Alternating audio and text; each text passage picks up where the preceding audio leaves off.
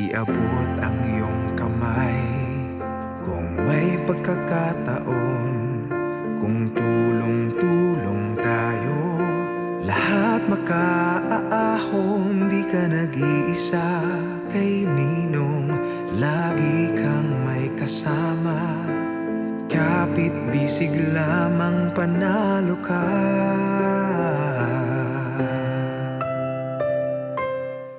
Ito ang ating misyon.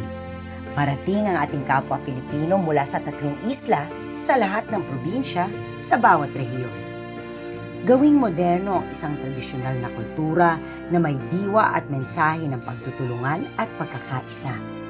Muling buhayin ang kahulugan ng bayanihan, ipakalat ang tunay na pagdadamayan. Sa panahon ng pangangailangan ng ating mga kababayan, tutulungan at tuturuan natin silang tulungan ang kanilang mga sarili para makamit ang mga pangarap sa kanilang komunidad, mga proyektong mapapakinabangan ng bawat sektor ng lipunan, ang ating taus-pusong hangad sa bawat lalawig.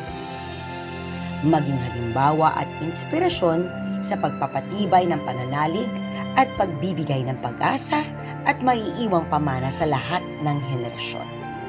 Simula na ng ating modern day bayanihan. Ikaw, ako, lahat tayo kayang-kaya ipanalo kung dadamay bawat isa. Ikaw, ako, gaganda itong ating buhay. Pagtutulungan, pagmamahalan, yan ang ating kailangan sa buhay aangat. Winner tayo lahat. Ang mga magtutulungan sa misyon na ito. Ang inyong pong lingkod at kaagapay, Jelly de Belen po. Ako ang makakasama niyo mula sa studio para simulan ang pagtalakay at paghimay sa mga kwentong ating makakalap. Sherilyn Reyes Tan. Pero sa gitna ng magagandang tanawin na ito, meron tayong mga kababayan na nagsastruggle para maitawid ang kanilang pang-araw-araw na buhay. Patricia Tumulak. Nakakalungkot dahil nakakaranas pa rin ng problema sa kabuhayan ang ilan nating mga kababayan dito. Sila naman ang iikot sa bawat probinsya ng Luzon, Visayas at Mindanao upang kamustahin at damayan ang ating kapwa Filipino. Sasamahan din tayo ng mga eksperto na magbabahagi ng kanilang kaalaman sa bawat issue. At si Manoy Wilbert T. Lee, siya ang mangunguna sa ating panel of experts sa desisyon upang resolbahin at aksyonan ang mga problema at pagsubok ng ating mga kababayan. Nakaka-overwhelm. Ito yung gusto natin. Tulungan natin sila, nakakagawa tayo ng difference sa buhay ng mga tao. Good morning mga kapuso! Isa na namang umaga na puno ng modern day bayanihan ang hatid namin sa inyo today. Good morning, Manoy! Good morning, Jelly. Good morning, mga kapuso. Panibagong linggo, panibagong misyon ng pagtulong para sa ating mga kababayan. Tama ka dyan, Manoy. Maliban sa mga bagong misyon, may bago din tayong makakasama today. Si Miss Andrea Torres na Kapuso Star ay kasama natin. Good morning, Andrea, and welcome aboard. Alam mo, ano naman yung mga hamon sa buhay ng ating mga kababayan ang ibabahagi mo ngayon? Manoy at Jelly, salamat for having me. At para sa aking unang misyon, dumayo tayo dito sa Pawan, Batangas at kinilala ko ang ilan sa mga batang may problema sa paningin o tinatawag nating visually impaired. Aalamin natin dito ang mga hamon na hinaharap nila sa buhay at kung paano ba natin sila maaaring tulungan. Salamat, Andrea, at good luck sa first mission mo. Alam mo, Jelly, alam ko meron pa tayong isang misyon. Ay, tama ka, Manoy. Pero si Pat naman na may sagot ng kwentong yan. Pat, ano balita? Jelly, Manoy, ngayong linggo naman, makikilala natin ang people living with HIV or PLHIV dito sa Pasig City. Malalaman natin ang kanilang mga struggle sa pagharap sa kanilang kondisyon. Sisikapin din nating alamin kung ano nga ba ang pinakamahalagang bagay na magpapagaan sa buhay nila ngayon. Salamat, Pat! Naku, ako naman, Manoy, may nakausap din akong expert na tutulungan tayong himayin ng mga problema at solusyonan yan. Ayos yan, Jelly. Alam mo, ako excited na sa mga misyong ito. Kaya huwag kayong aalis. Marami pa sa pagbabalik ng Si Manoy ang ninong ko. Bilang magulang po, Mami, parang tinanggap niyo po ba agad yun? No. Nag-hope pa rin kami na okay siya eh. Kasi humihiling kami kahit isa lang. Pero, yun nga, hindi rin niya ipinagkaloob sa amin.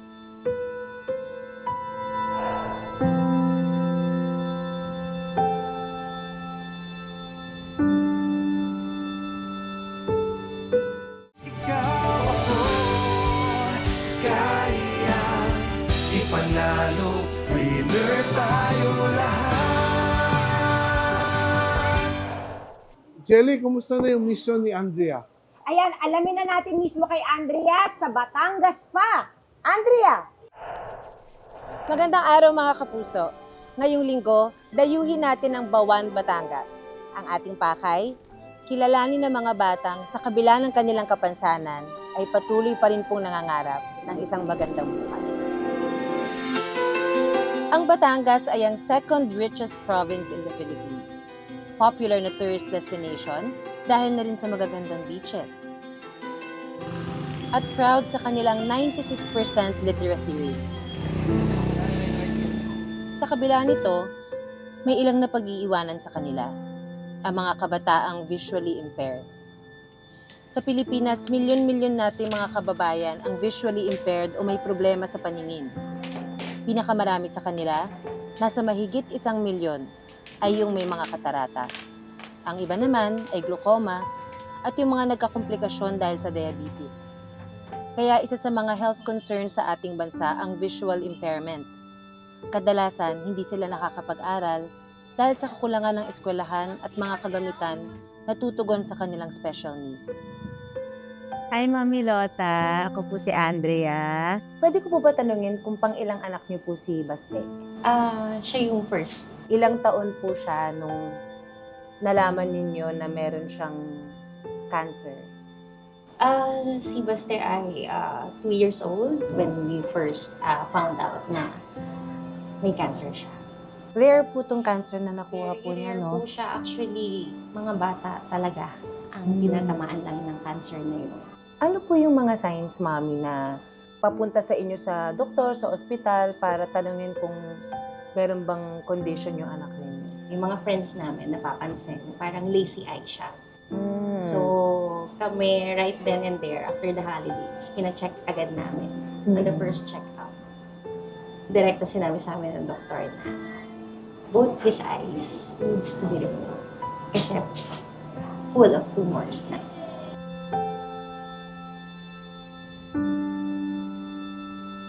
Wala nang nakikita si Baste. But as parents, hindi kami naniniwala. The doctor advised us na medyo urgent yung situation. Kailangan na i-remove yung isang eye immediately. Nag-okay naman kasi yung tumor, mawawala, babalik, mawawala, babalik. We have to make a decision to remove also the other eye. Mami, ano po yung mga fears ninyo para kay Baste? Paano siya lalaki in the society? Paano siya magpa-function? Lalo na pag dumating yung time na wala na kami. Tao. So, yun yung mga fears namin. Ano po yung mga ginagawa nyo ngayon na hindi nyo ginagawa before para mas matulungan si Baste? Our friend referred us here sa center. Nakita namin yung development niya na, kaya pala to ng anak ko, hindi namin alam. Actually, kami nga, hindi namin inisip na pwede pala makapag-aral si Baste. Grade 1 na po siya ngayon naman. Mag-grade 1 na siya, teacher. Hindi kami makapaniwala. Parang sobrang saya namin. Talaga ba? Kasi milestone for him. Kasi nga, we were not really expecting anything. Sa Deaf and Blind Foundation of the Philippines, maraming salamat po for your advocacy to help children with special abilities. Ang message po namin is sana mag-expand pa kayo ng marami para maraming matulungan pa sa mga program na ginagawa. Hindi naman lahat ng visually impaired ay hindi na nabibigyan ng oportunidad matutong mabuhay ng normal. May iba na hindi na naging hadlang ang kawalan ng paningin para matuto ng motor and life skills. Ang iba naging achievers pa. Nagagawa nila ang mga bagay na sinasabing hindi nila kayang gawin.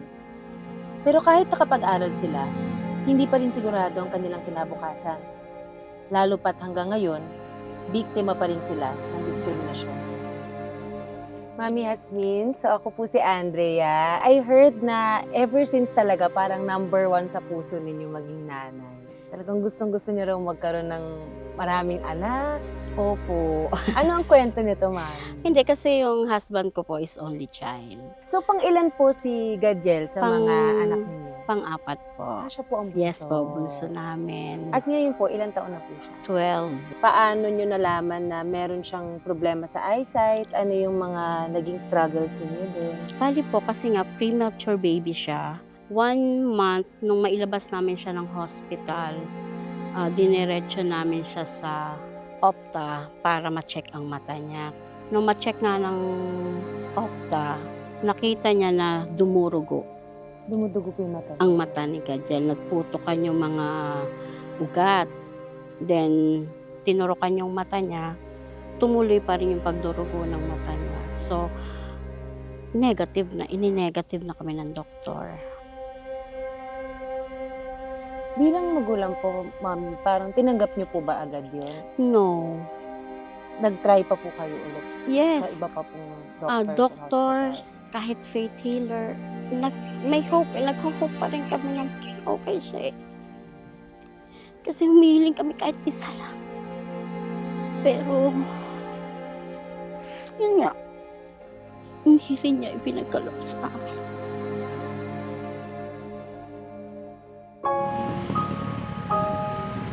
So, paano niyo po, Mami, nahanap tong Deaf and Blind Foundation Philippines? May nag-refer po sa akin, sabi sa akin eh, Tita, try niyo po si Gadiel dun sa DepEd kasi mas ano sila sa blind. And then, ano naman po yung mga improvements since nasama po siya sa foundation? Naku, napakalaki na po ng improvement ni Gadiel. In terms of tantrums po ba, nag-lessen Yes po. Oh. Super po, talagang yun po ang pinagpapasalamat ko talaga kasi yung tantrums niya is sa isang buwan mabibilang mo na lang. Yes po, lalo na fine motors, then swimming. I heard parang professional level nga daw mag-swimming. Magaling siya then yung maliit na improvement na nakikita ko sa kanya, napakalaking gaan na para sa akin na super saya ko na. Yun po. Ano po ang message ninyo para sa kanya? Andito lang ako sa kanya. Ako yung magiging mata at saklay niya. Ako yung sandigan niya. Basta nandito lang ako para kay Gadiel. Mami, saludo po kami sa inyo. Dahil yung effort nyo talaga para sa anak nyo at yung pagmamahal nyo para sa anak nyo, napakalaki. At gusto ko lang sabihin na naniniwala ako na binibigyan tayo ng mga ganitong family members kasi capable tayo ng ganito kalaking pagmamahal. Yes. And I'm so proud of you, Mami. And proud of Gadiel. Thank you.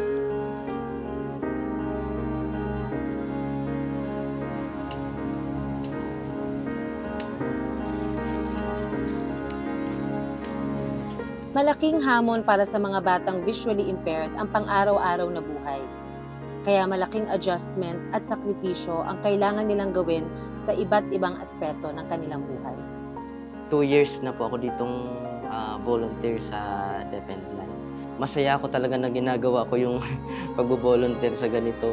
Nakita ko yung sarili ko noon kasi nung nag-aral ako sa School for the Blind, so parang nabully ako doon na wala akong kakayanan mag-travel. Minsan nga na time na nakakatulog na ako doon sa guardhouse. Sabi ko, ayaw kong iparana sa ibang blind yung naranasan ko noon. Kaya talagang nagpupursige ako na maituro din to sa kanila. Hindi naman habang buhay na kasama yung magulang mo, may magagabay sa'yo. Yun talagang gusto kong ituro sa kanila na kaya namin, kaya natin. Napapagaang ang buhay ng mga batang visually impaired dahil sa suporta ng kanilang pamilya at komunidad. Mas naahasa ang kanilang mga talento at kumpiyansa sa sarili dahil sa mga organisasyong gaya ng Deaf and Blind Foundation Philippines. Kasama ko po ngayon na isa sa mga founder ng Deaf and Blind Foundation Philippines. Miss Pia, magandang araw po. Good morning, Miss Andrea. This is Coach Pia. Kumusta po kayo? Ay, paano po yun? Good morning. Good morning. Yeah. Morning, Miss Pia, Coach Pia. Naku, alam niyo po, every time na nakakarinig ako na may isang nagsimula ng foundation, palagi po ako naku-curious po, paano niyo po naisipan na gumawa ng isang Deaf and Blind Foundation? Ano ang napudyok sa inyo? Nag-start po tayo kasi kami po ay mga sped teachers. So, tapos dahil meron po tayong pagmamahal sa mga bata natin, parang naisip namin, what if mag-come up kaya po tayo, ma'am, na sa isang paraan na or isang organization na matutulungan natin yung mga bata po namin. So sila po yung mga una nating naging beneficiaries ng Deaf and Blind Foundation. Gaano katagal na po yung Deaf and Blind Foundation? So magsa 7 years na po tayo since 2017. Ano pa yung mga usual na nararanasan struggles sa foundation? Number 1 po lagi is yung financial support and kung paano po namin masusustain yung pangangailangan ng organization at foundation. Kaya po kami as mga coaches, kami po ang nag-pledge mismo through our trainings and workshops na kalahati po lagi ng kikitain namin doon, ilalagay po namin sa fund ng organization. Usually po ba, ano po yung age na, baga yung range po ng edad ng mga nandito sa foundation? Yung mga beneficiaries po natin as early as 2. Ano po, Miss Pia, yung pangarap ninyo para sa foundation? Ang target po namin, ang dream po namin sa foundation ay magkaroon tayo ng livelihood extension. Target din po natin, bukod sa, yun nga, magkaroon ng livelihood, maging rehabilitation tayo or mag-home tayo to hone yung mga skills po ng differently abled persons natin. Kasi from there, mabibigyan natin sila ng hope. Miss Pia, ano na lang po ang message ninyo sa mga PWDs? Ayun, so hindi pa, for the differently abled individuals, nandito kami, kayang-kaya nyo yan, hindi pa huli ang lahat. So kung gusto nyo ma-empowered at maging inspirasyon ng iba, pwede silang maging part ng organization.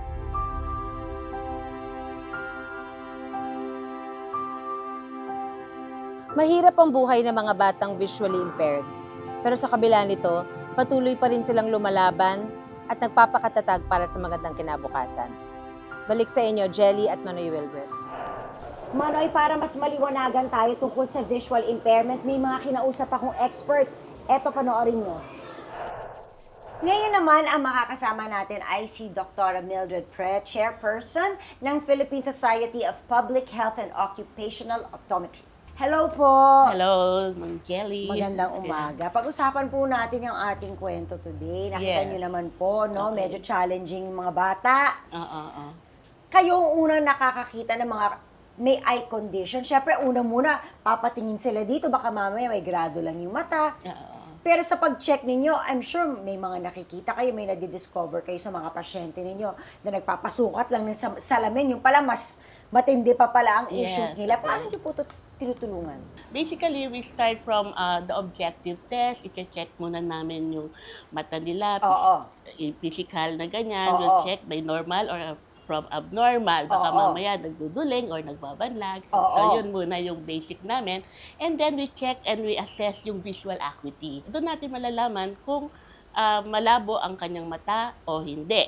Okay? Before we go to the further examination. Yun muna, yung kumalabo man or klaro ang eyesight niya. Kasi, di ba, ang normal na visual acuity na basehan is at 20/20 lines. So, poorer than 20/20, medyo blurred, and then 20/70 is visually impaired. As actually, ang visual impairment as defined by WHO, pag ang visual acuity mo is 20/70 or poorer. Okay? Yeah. So, na nakasalamin ka na nun, if ever, no? Yeah, pwede. And then, yun yung mga hindi na siya pwedeng mag-drive, or hindi na silang pwedeng lumakad. Yung ba yung tinatawag na legally blind? Yung mga, yung ba yung... Pagka wala nang nakita. Yun na yung legally blind. Yun ang legally Oo, blind. Okay.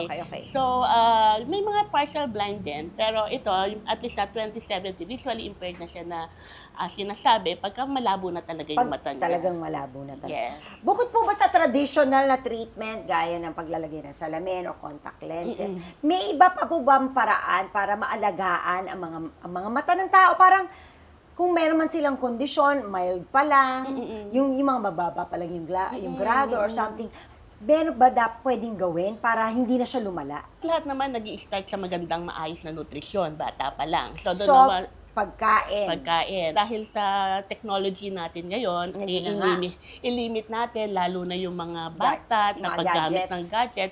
Ang mga magulang ngayon, ginagawang nani ang gadgets. Kasi di ba para tumigil yung bata, yan, mag-gadget Pag busy si mother, nagluluto, naglilinis, Yes, manood ka muna niyan. So, ang nagiging nani, pero yung bata is na-expose doon sa gano'n, pagka lagi nasa gadget, naglo-longer eye yung bata. Okay? Ibig sabihin pag longer eye, nagiging nearsighted yung bata. it's really to help them actually be more active and to just find out how they can live happily and functionally with what they have at the moment. Yes. At kasama naman po natin ngayon si Dr. Patricia G. Kilendrino, Retina and Vitreous Disease, Cataract and Comprehensive Ophthalmologist ng Asian Eye Institute. Welcome po sa Simanoy ang Ninong ko. Good morning, Jelly, and good morning sa lahat na nanonood. Unang kong tanong, paano ba natin malalaman kung ang isang tao ay visually impaired? Ano ba ang basehan at sukatan? I think mas familiar tayo dun sa visual disability, di ba? Kasi marami din ang nag-avail ng PWD. No? So, para maging qualified na may visual disability, meron tayong sukat na ginagawa, which is the vision test, no? At sa vision test natin, dapat ang nababasa lang niya is 20/70 or worse, no? So, yun. Pero ito ay dapat gamit na ang salamin. So, kapag hindi pa rin niya nakikita ng malinaw, nakasalamin na siya, yes, ang more than 20/70, yes. Mas malabo sa 20/70, malamang meron siyang visual disability. Impairment. Yes, Visual or impairment. Yes. So, yun na yun. And usually, syempre, mas malala yun sa mga persons with disability na may visual problems, right? Yes. So, gaano ba kalaking health concern itong visual impairment? I mean, now that we know what it is, Yes. parami ba ng paramihan taong merong ganitong problema ngayon? Sadly, oo eh. Ang visual impairment, marami kasing levels yan. So, pwedeng mild lang, pwedeng very severe, na umaabot na talaga sa disability, or even sa blindness, yes. Yung mga pinanood natin, bata pa eh. Yes, yun naman. Iba naman ang for kids, no? So, ang mga bata, maaaring ding magkaroon ng panlalabo sa mata. Unang-una, ang pinaka-common is grado. Pero yun, mapasalamin na naman yun, basta maaga magsalamin. Meron ding mga kaso na nagkakaroon din ng katarata at may iba din na nagkakaroon din ng cancer sa mata. Katulad ng pinanood natin, no? Retinoblastoma ang isang. So, is there any way na for everybody, kasi kung tumataas na talaga yung numero ng mga visual impaired people, is there anything that we can do to prevent? Or if not, baka naman pwedeng mabawasan o matulungan bago lumala ang ating mga people that have visual impaired, lalo na sa pinunta natin sa Deaf and Blind Foundation, di ba? Kadalasan ginagawa natin, kapag merong malabo, magpapasukat lang ng salamin. Yun lang. Tapos, yun lang naman talaga, okay na. Yes. Kadalasan yun lang naman talaga ang Pero kaso. there are cases, and a lot of Yes. cases, Yes. na it's worse. Hindi kaya ng salamin. O kahit lumiwanag sa salamin, meron pa palang ibang sakit na dapat madidetect kung nagpapatingin sa ophthalmologist. Ito po para sa mga magulang na nanonood sa atin. Kasi lalo na yung pinag-uusapan natin ngayon, yung kaso natin, bata eh. Is there anything that we can do to help keep our eyes healthy? So, Para hindi na pagdaanan itong mga ito. mga ways to keep our eyes Yes. healthy. So, meron tayong kailangan, lalo na sa panahon ngayon, marami Lagi tayong tayong- gadget use. Lagi tayong nakatutok sa mga cellphone natin. Yes. So, meron tayong tinatawag na 20-20-20 rule. No? Ano So, yon? Yes. Every 20 minutes, take a 20-second break, look 20 feet away. Hindi mo kailangan i-measure yung 20 feet. Basta tumingin ka lang sa malayo. Sa malayo. And kapag sa mga bata, no, lalo na nagde-develop pa ang Mga vision. mata nila. Yes, oo. So, meron ding ina-advise na 2 hours of outdoor play. Kasi doon mas mapipigilan ang pagtaas ng grado ng mata, lalo na sa mga bata. Sa mga kaso na napanood natin dyan sa Batangas, paano kaya natin sila lubos na matutulungan? Kung hindi pa naman nagkakaroon ng blindness kagaya nung sa cancer, no? So, yung cancer na yon, yung retinoblastoma, as early as 6 months, pwedeng ma-detect. No? So, sa mga magulang, maaaring makikipapansin sa mga anak nila, pwedeng hindi dumidiretso yung mata. Pwedeng palihis, either paloob o palabas, or minsan may papansin silang puti sa loob. Yung reflection ng mata sa loob, pwedeng may puti. Kapag may ganon, mas mabuting ipa-check up agad. Kasi ma-detect yun na maaga at mabibigyan ng tamang treatment. Maraming salamat, Doc, for the input. We will value that and I hope maraming natuto. 2020, sabi ni Doc. Thank you very much. Thank you, Shelly. Salamat. Magbabalik pa po ang si Manoy ang ninong ko.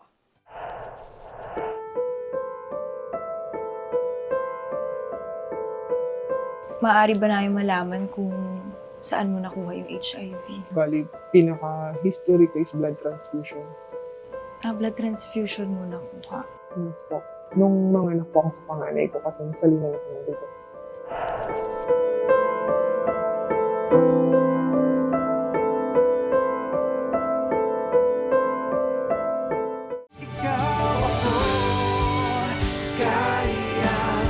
Ipanalo, winner tayo lahat. Jelly, ano naman yung update kay Pat at yung pagpunta niya sa mga PLHIB? Pat, anong balita sa'yo? Ang buhay ng tao ay isa lamang. Kaya dapat pangalagaan at ingatan para ang tunay na ganda ng mundo ay ganap na masilayan. Pero para sa ilan nating kababayan, ang ganda ng mundo ay nagiging limitado dahil sa takot sa isang hindi pangkaraniwang karamdaman. Ang Human Immunodeficiency Virus o mas kilala bilang HIV ay isang uri ng virus na umaatake sa immune system ng isang individual sa pamamagitan ng pagpigil sa mga cells na tumutulong sa katawan na lumaban sa impeksyon. Kaya ang mga nagkakaroon nito ay nagiging mas mahina ang depensa sa mga mapanganib na karamdaman. Gayunpaman, ang sakit na ito ay hindi katapusan ng lahat at hindi ito dapat katakutan. Yan ang panawagan ng organisasyon na nakilala namin dito sa Pasig City, ang Project Red Ribbon.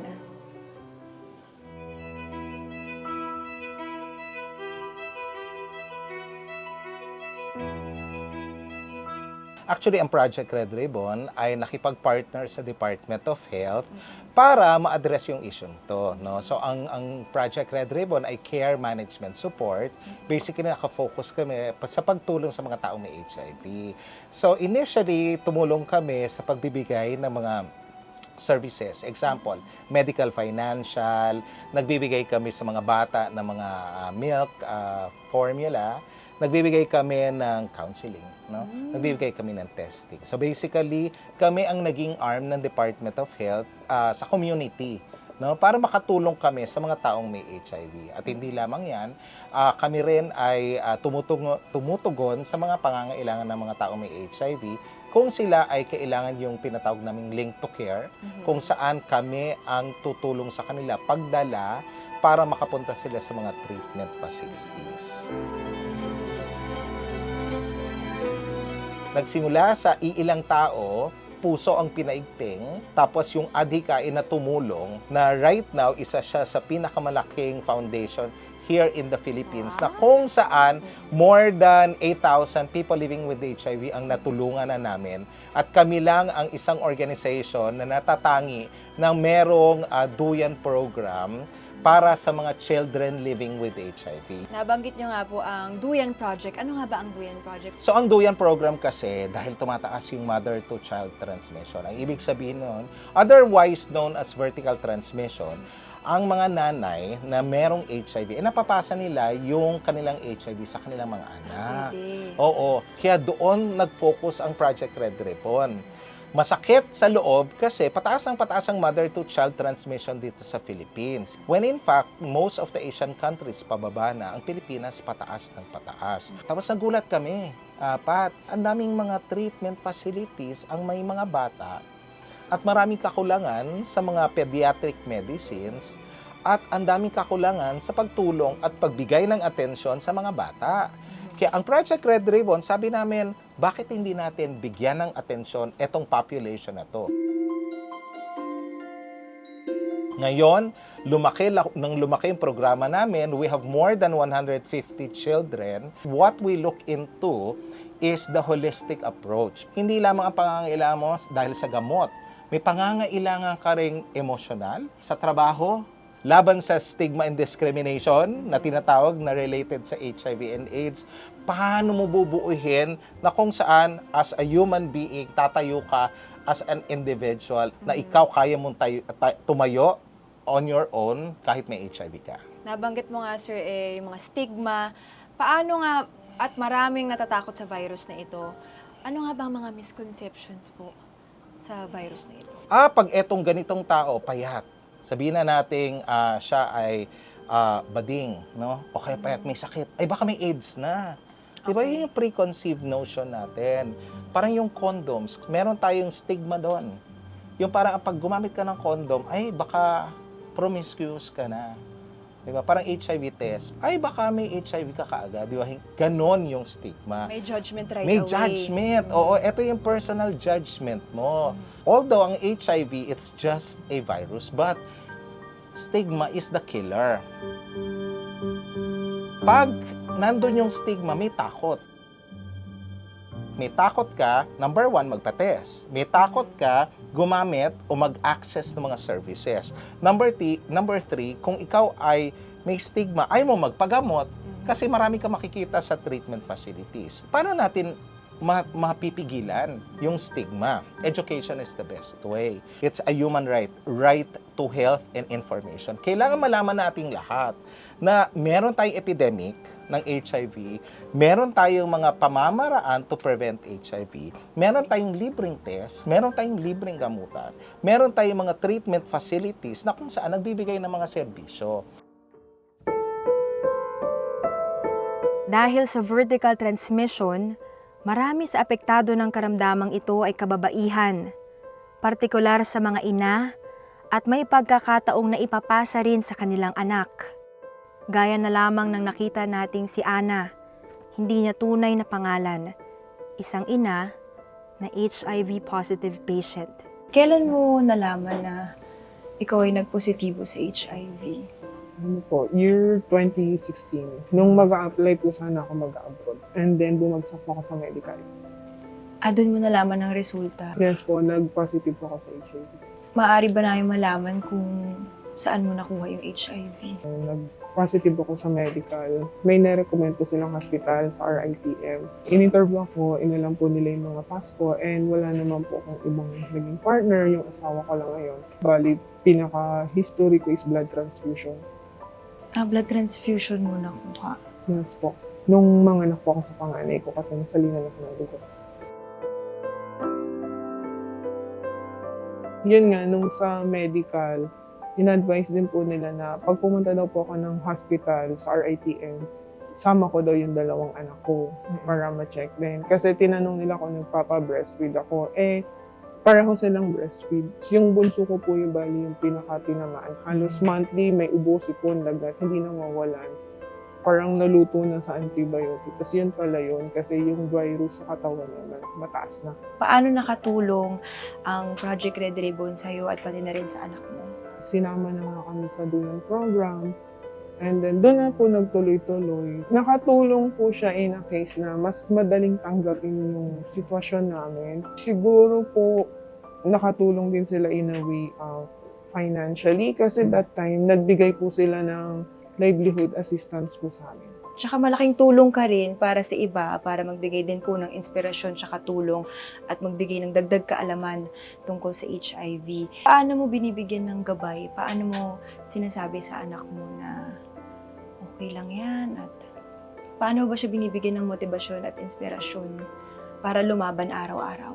Kinakausap ko sila, lalo na yung pangalan ko since nakakaintindi na siya. That time kasi, nung sa hospital, sinasama-sama ko na rin siya sa mga HIV 101. Matalino naman yung ano ko, naintindihan niya yung sitwasyon. And then, sinabi ko na lang na, siguro pinaintindi ko na lang din na hindi mo na pwede basta-basta sabihin sa iba, kahit ka-close niya pa.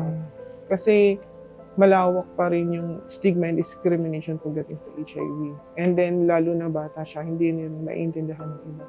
Ano na lang ang mensahe mo para sa mga taong parehong pinagdadaanan ng sitwasyon mo? Laban lang. May buhay pa. There's life after HIV. Nabanggit mo kanina yung mga stigma na tungkol sa HIV. Ano naman ang mensahe mo sa mga taong may ibang pananaw tungkol sa HIV? Baguhin nila yung ano nila, yung pag-iisip nila, maging open-minded. Walang taong may gusto na magkaroon ng HIV. Hindi nila ginusto yan. And kahit sino pwedeng magkaroon, pwedeng mahawaan.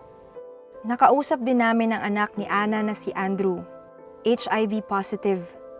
Nung una po, wala po talaga akong idea kung ano po ba to, bakit para sa ibang tao parang apaka-big deal sa kanila. Nung pagtagal-tagal din po, nalaman ko rin po siya kung ano siya dahil sa hospital nga po na inaaritan namin sa RITM po. Kada 3 buwan po kinukuha na kami ng dugo, nainom po kami ng gamot gabi-gabi. Doon po ako nagtaka kung ano po ba yun.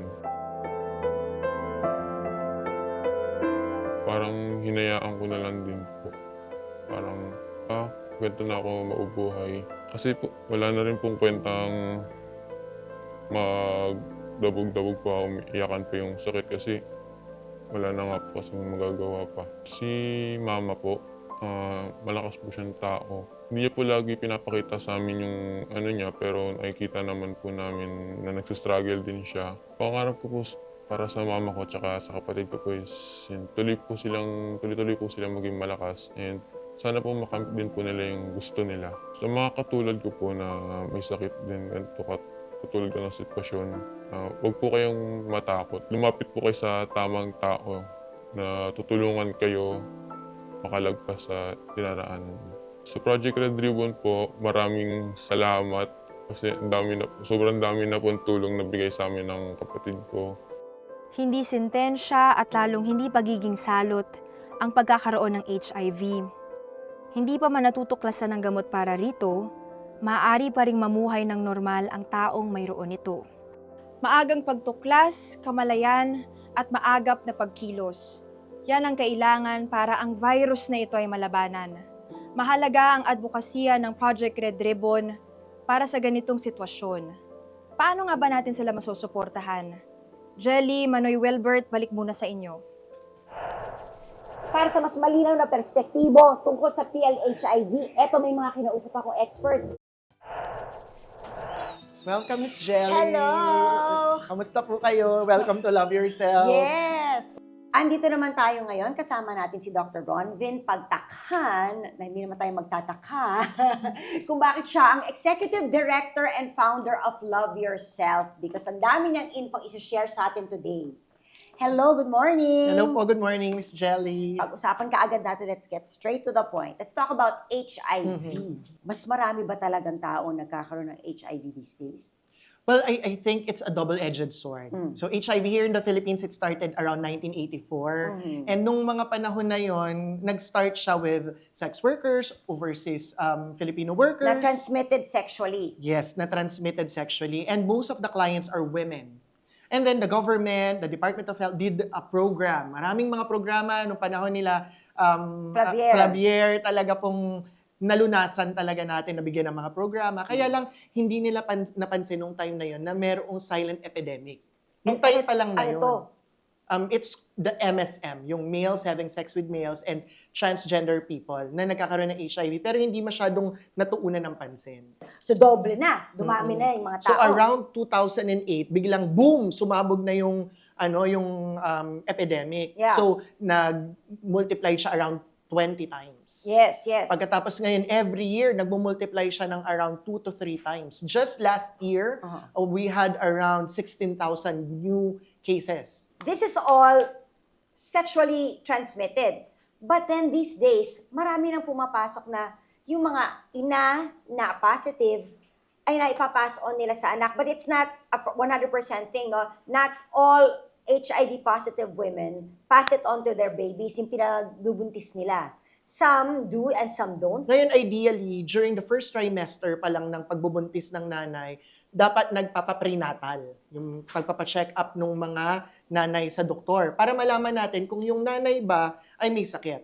Okay. Kasama kasi sa ginagawa ng mga health centers natin na part ng, aside from the pregnancy test, ay may HIV testing na opt-out. Sa preventive natin, si mommy dapat magpapacheck up siya during the first trimester. Doon palang malalaman natin eh. Pag nalaman mo, bibigyan na natin ng ARV si mommy. After 6 months, matitignan na natin yung dugo na, malalaman natin yung viral load na tinatawag. Yung viral load, pag umabot sa undetectable levels, ibig sabihin hindi na nakaka-transmit yun.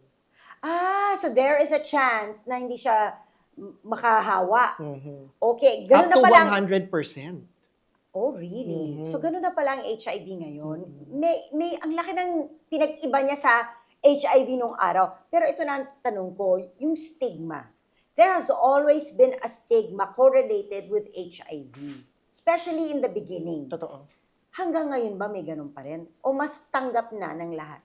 Well, generally, mas tanggap na siya, pero the stigma is still there, Miss Jelly. Kasi, Because of how it is perceived. perceived Perceived by people na who know less. The only way for you to get HIV is number 1, blood. Transfusion or through blood to blood. Blood to blood. Blood to sugat, yung mga ganyan. O kaya naman unprotected penetrative sex for which may expose yung tao sa mga bodily fluids. Pero hindi basta-basta bodily fluids. Ang bodily fluids lang ay semilia, hema, yung sa babae, o kaya naman breast milk or blood. Yun lang yung 4. So if a baby, breastfed pag breastfed siya si mommy, HIV positive, tapos ininom niya yung breast milk ni mommy, maaaring makuha niya yon. Kung hindi nagagamot si mommy. Pero paano maalis ang stigma? What do you think is the way for us to actually eradicate that? Ako, number 1 dyan is awareness.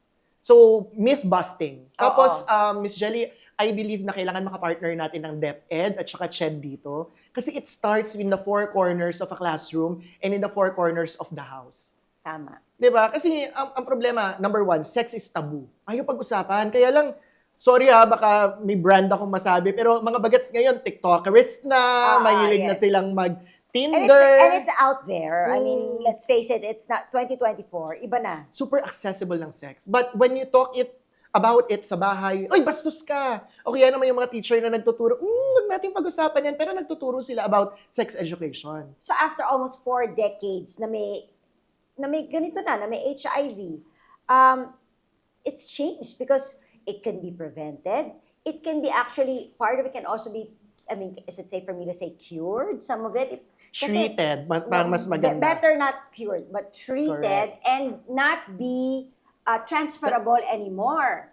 So ano ba ang treatments na available nowadays? Miss Jelly, dudugtungan ko yung sinabi mo. Ang magandang tawag natin doon, U equals you. Yun yung campaign ngayon ng DOH at saka nila Catriona at Pia. So U equals you. Undetectable equals untransmittable. I love it. I Diba? love it. I mean, we should all know about this. So love yourself, as soon as you get yourself tested, pwede tayong by appointment or walk-in. Everything's confidential. And everything is free. Everything is free. Yun ang pinakamagaling. Ito namang case study natin. Paano naman natin sila matutulungan? They get assistance from DOH and Love Yourself, organizations like yours. They get the medicines and all that. Pero what about the after effects and the after help that they need? Yes. What is it that they really do need? Well, number 1 is kailangan nila ng life coaching. Kasi parang... Mag-iiba ka ng lifestyle, ganun ba yun? Kailangan mong i-reassess yung self mo. Oo. So, meron tayong 2 aspect dyan. Physiologic. So, syempre, yan na yung gagawin natin. Galing dito, dadalhin sa triage natin, Ito kailangan mo inulit, ito kailangan mong gawin. Babalik ka every 3 months, i-check up ka namin, okay na yan. So, that's all medical, technical. Correct. Biomedical natin yan. Yung pangalawa natin ay psychosocial. Ito na yung pag-iisip mo kung paano ka na mabubuhay day to day. So sa mga taong walang what do you call this, support system, meron tayong tinatawag na life coaches. Dito po sa Love Yourself. Meron din kayo nandito. As soon as a person is tested positive, magpapalit po tayo from a counselor to a life coach. So that life coach can assist you during the first 6 months of your journey. What do you think is the best solution na pang long term? Specific sa mothers na who passed their HIV to their babies. I mean, for them, yung unit na yung ganon, especially for our case, anong magandang long-term plan for them? Well, very important long-term plan dyan. Aside from the medicines, of course. Ang pinaka-importante yung long-term plan dyan is for you to make sure that you have a good relationship with your treatment hub. Okay, Kasi yes. habang buhay ngayon ang HIV, Forever, diba? pero it doesn't mean that your life will stop. Thank you very much, Doc Vin. And ngayon naman pag-uusapan namin ni Manoy kung paano ba talaga natin matutulungan ang projects ng Red Ribbon. Huwag kayong aalis. Magbabalik pa po ang Si Manoy, ang ninong ko. Sa ngalan po ng aming programang Si Manoy ang Ninong Ko, nais po namin magpasalamat sa inyo. Ito na po, meron po kami handog na munting regalo para sa inyo. Ready na ba? Yes! Let's go! So maraming salamat po. Buo po ang suporta namin, lalo na po si Manoy. Pati na rin po ang aming programang Si Manoy ang Ninong Ko. Kaya dahil po dyan, meron po kaming munting sorpresa para sa inyo. Yan. Ready na po ba kayo? Ready na! Ayan! Halika, samahan niyo po ako. Let's go, let's go!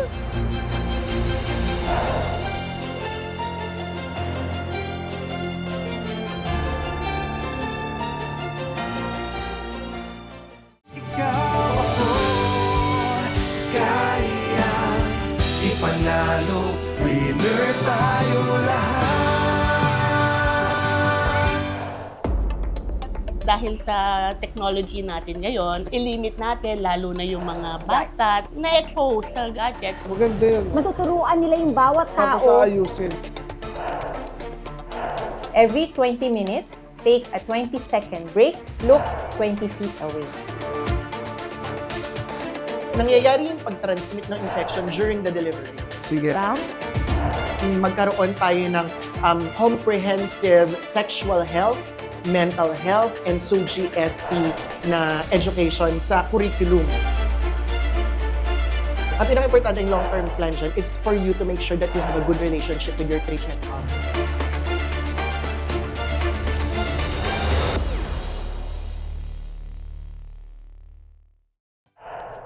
Alam nyo, napakahirap talagang mabuhay ng walang paningin o maging visually impaired. Hindi rin madali ang pinagdadaanan ng mga PLHIV dahil sa nakakabit na stigma ng kanilang sitwasyon. Matapos nating marinig ang kanilang mga kwento at ang paliwanag ng mga ekspertong nakausap mo, Jelly, tungkol sa sitwasyon nila, tayo naman dito sa Si Manoy, ang ninong ko, ay may munting handog para mabawasan ang bigat ng kanilang pasanin sa buhay. Narito po yun, panoorin natin.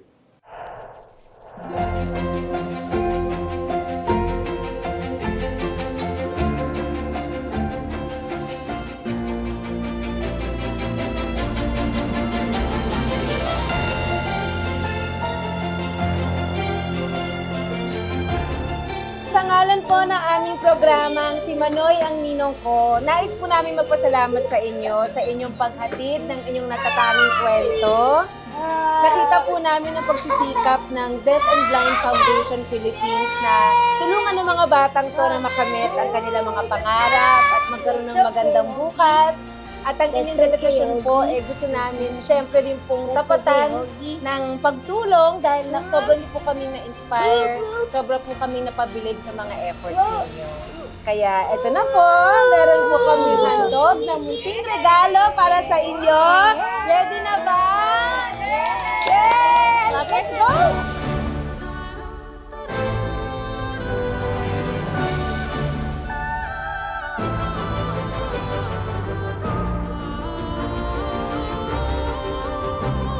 Wow! That game is open. Open it? Wow, Lego! Lego! Big Lego!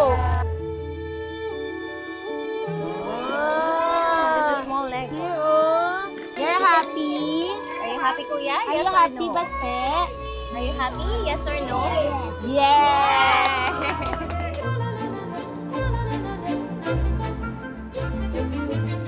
Sana po nagustuhan ninyo ang aming mga regalo na sigurado po kami magiging useful po sa inyong pang-araw-araw na gawain. Yes po. At talagang nagugustuhan po ng mga bata ngayon pa lang. So Oo maraming salamat po. Mag-enjoy sila, panigurado. Happy po kayo, Mami Yes, Dota. yes po. Sobrang happy. At si Baste, sobrang happy din. Oo nga, nauna talaga si Baste. Talagang Mas lahat mahalaga. kinuha niya. Yes. Very, very happy din po kami makita sila ng ganito. Excited. Maraming salamat po. Salamat din po. Mami Yasmin, kayo po, kamusta ang experience ninyo? Thank you po at masayang-masaya po kami at dito sa mga bigay ninyong dala ninyo para sa mga bata at super mag-enjoy po at magagamit ng mga bata po dito po sa amin sa DEF. Thank you po. Happy po kami makita ang mga smiling Yes faces po. ng lahat. Salamat din po talaga sa pag-share ninyo. Yes. Coach Marlon, kayo naman po, ano pong nararamdaman ninyo? Sobra po ako sobra po akong na-excite, sobra po akong saya kasi marami po kaming mga gift na nanggaling po sa inyo. Maraming salamat po talaga sa inyo lahat. Gusto ko rin po magpasalamat sa inyo dahil naka-experience ako ng kakaibang masahe na talagang kayo lang ang nagganon sa akin na bawat detalye talaga ng kamay ko, ramdam na ramdam ko. Thank you, ma'am. Thank you po. Sana po ay lagi po sana kayong nakasupport sa amin. Huwag sana po kayo magsawa sa amin. Of course. Thank At napaka-humble nyo po kasi kayo ang nagtuturo sa iba pero grabe yung pakikitungo nyo sa akin kanina. Nagulat ako, pro pala kayo eh. Salamat Thank din you po. po. Salamat for sharing your talent. Oh. Coach Pia! Thank you so much po. Thank you so much, Miss Andrea. Thank you so much, Manoy Wilbert. Thank you sa inyong lahat. Maraming salamat po mula sa puso ng bawat isa. Kami pong lahat ay sobrang saya sa binigay niyo po sa aming tulong. Maraming salamat po at God bless sa atin.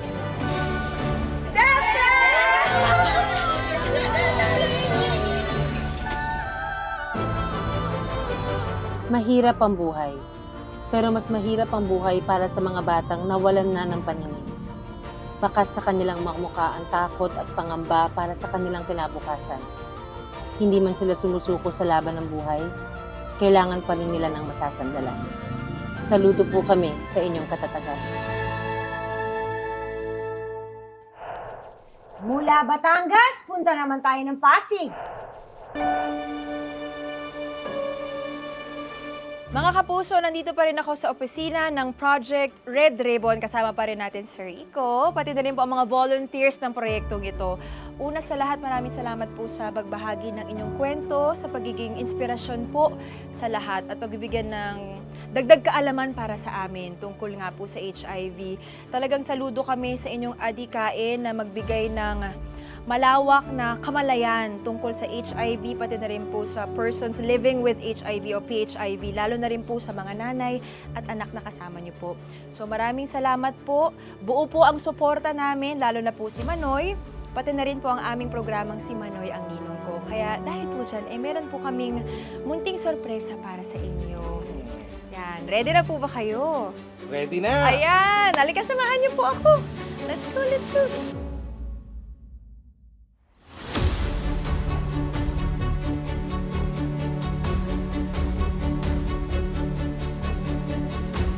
Muli po sa Si Manoy ang Ninong Ko, tanggapin niyo po ang aming munting sorpresa!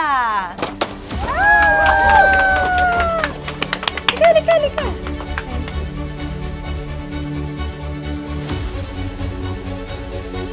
Okay, muli po sa Si Manoy ang Ninong Ko, tanggapin niyo po ang aming munting sorpresa. Para po sa mga pasyente na pumupunta sa inyo, sa inyong tanggapan, nag-provide po kami ng medical supplies, pati na rin po vitamins para sa mga bata. Ayan, hindi lang po yan. Meron din tayo mga gatas, saka konting pagkain po para may laman po ang sikmura ng mga bata para talaga lumakas ang resistensya nila. Galing! Salamat! Hindi lang po yan nagtatapos. Meron din po tayong livelihood assistance para sa mga nanay po dun sa project nyo. Meron po tayong bracelet making, pati na rin po peanut livelihood para pandagdag kita sa kanyang mga tulong. Galing! Thank you! Ayan po naway ang aming munting handog para sa inyo, mas matatag at makatulong po sa inyong proyekto. Kaya maraming salamat po ulit. Thank you. Maraming salamat din. Sir Iko, ano pong mensahe? Thank you very much. No? Alam nyo, marami kaming matutulungan dahil sa pagtulong niya ito. At sana, magtuloy-tuloy din yung pagtulong niya sa ibang tao, kagaya ng pagtulong niya sa amin. Maraming salamat. Congratulations po at thank you ulit.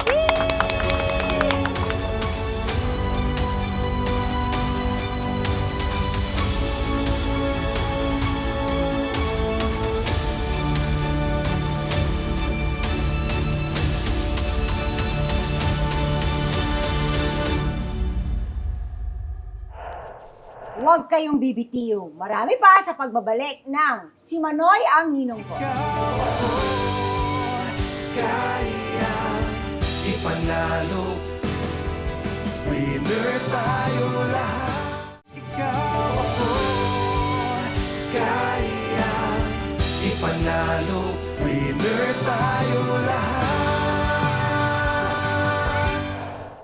Naku, paano ba yan, Manoy? Mission accomplished na naman tayo today. Congrats, Jelly. Ganon din kina Pat at Andrea. Good job. Pero alam mo, Jelly, iba-iba ang pagsubok na pinagdadaanan ng ating mga kababayan. Merong pang mas mabigat ang kanilang pinapasan. Kaya't lagi sana tayong nakahandang magmalasakit at umagapay. Ikaw, ako, tayong lahat, we deserve better. And we should demand better.